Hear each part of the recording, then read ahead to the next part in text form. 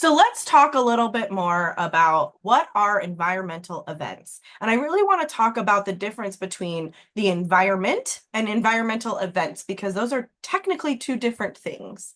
So first off, environmental events are any physical event within the environment that can affect behavior. And I say that can affect because it doesn't necessarily have to affect that.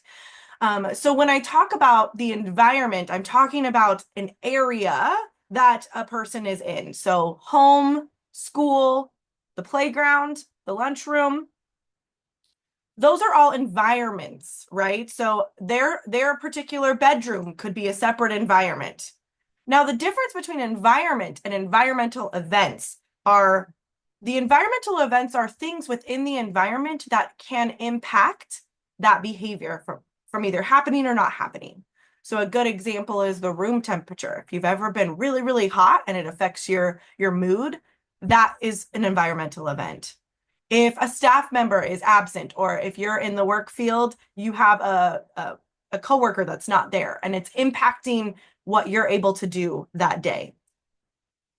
Flickering lights, those are probably one of the things that is one of my biggest pet peeves.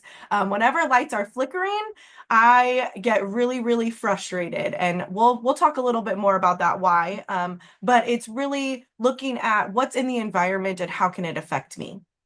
And then another example that is quite common for a lot of kiddos that I've worked with in the past is that their shoes are either too tight or too loose.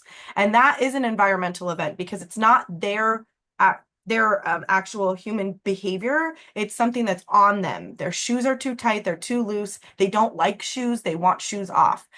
So really looking at this as what's in the environment as one. So what is the environment? Is it home, school, playground?